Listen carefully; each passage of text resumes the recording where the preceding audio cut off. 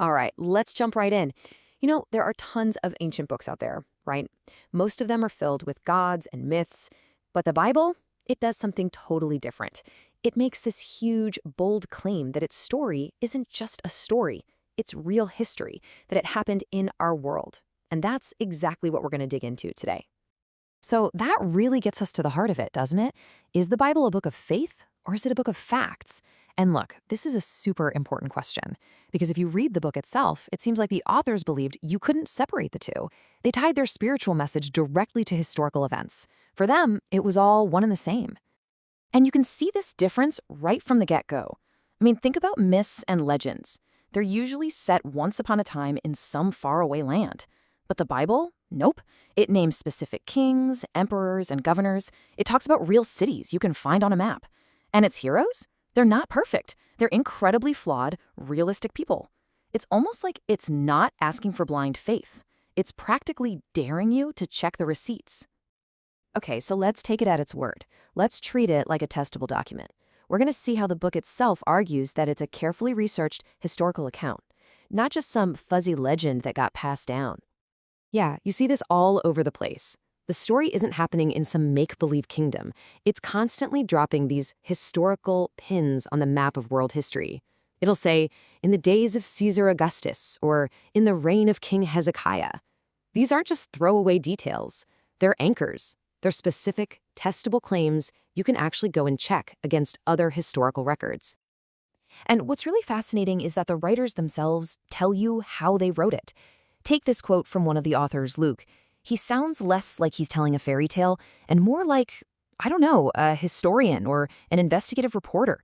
He straight up says he carefully investigated everything so that his reader could know the certainty of what happened. That's a bold claim. All right, but claims in a book are one thing, right? What happens when we actually put them to the test?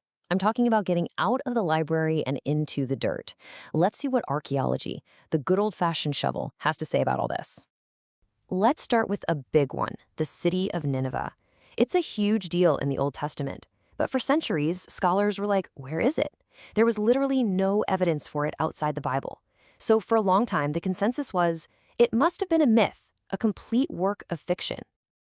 And then everything changed. In the 1800s, archaeologists were digging in what's now Iraq, and they started to find something big.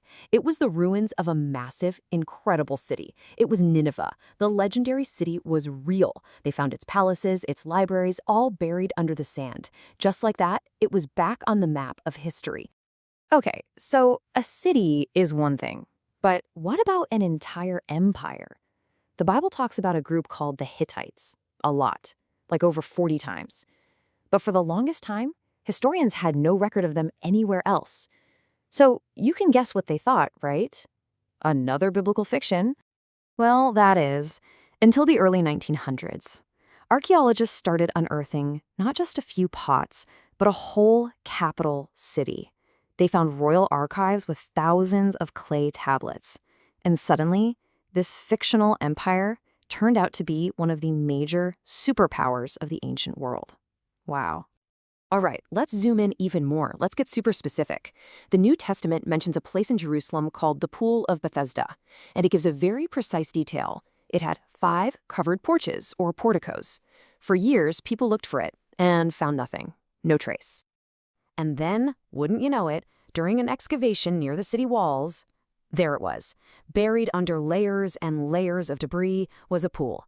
And the craziest part, the archaeologists could see the foundations for those 5 specific porticos.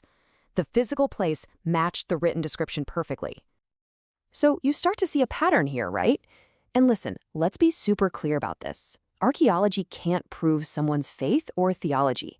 But what it can do, and what many scholars have pointed out, is show this amazing track record where the historical and geographical details in the Bible keep getting confirmed by what we find in the ground. Now let's move on from just external evidence. There's something really strange about the text itself, something that makes it stand out from other ancient histories. It's just brutally honest. I mean, to the point where it's really unflattering to its own heroes. Think about it. Most ancient histories, they're basically propaganda. They're all about making the king look amazing and talking up all the great victories. But the Bible's writers, they do the exact opposite. They show their greatest heroes having massive moral failures. They call out their most powerful kings for doing wrong. They record their own nation's humiliating defeats and rebellions in painful detail. And that's a huge clue, isn't it? This stuff just doesn't read like it was written by a public relations department. I mean, come on, you don't make up a national story where your own people and your own leaders are constantly messing up. It really seems like their number one goal was accuracy, not spin. They were trying to preserve the real story, warts and all. Okay, let's switch gears and focus specifically on the New Testament accounts for a minute. Because here, the timing of when these documents were written is just absolutely crucial. So the events we're talking about happen around 33 AD, and the books about them, they're being written just a few decades later. We're not talking centuries here. And this is so important because it means they were being written and passed around while people who were actually there were still alive, people who agreed with them and people who didn't. You couldn't just make up a huge public event in a city like Jerusalem. There were way too many people who could stand up and say, hey, wait a minute, that's not how it happened. And guess what? That same brutal honesty we talked about, it's all over the New Testament too. The main characters are shown with real, human flaws. They get scared, they have doubts, they totally misunderstand things. It's just a raw, unpolished picture of people, which, again, is a really weird way to write a legend if you're just making it up. So when you take a step back and look at all these different pieces, the text itself, the archaeology, the honesty, a really consistent pattern starts to take shape. So let's just quickly recap what we've seen. First, the Bible makes claims you can actually test, not just vague, once-upon-a-time stuff. Second, archaeology has, time and again, backed up key historical details. Third, the book is brutally honest, even about its own heroes and failures, which is the total opposite of propaganda. And fourth, the New Testament was written so close to the events that anyone could have called them out on a lie. When you add it all up, the weight of the evidence really points in one direction. The Bible doesn't seem to be a book of myths that's just floating out there in some spiritual space. No, it seems to be a book with both feet planted firmly on the ground, right in the middle of real human history. And that leaves us with one last kind of provocative thought to chew on. The people who started this whole thing, the eyewitnesses, they faced incredible persecution. Many of them were killed for what they claimed. Now, people will die for something they believe is true all the time. But here's the real question. Would you die for something you knew you just made up, for a lie you invented yourself? That is a really interesting question to think about.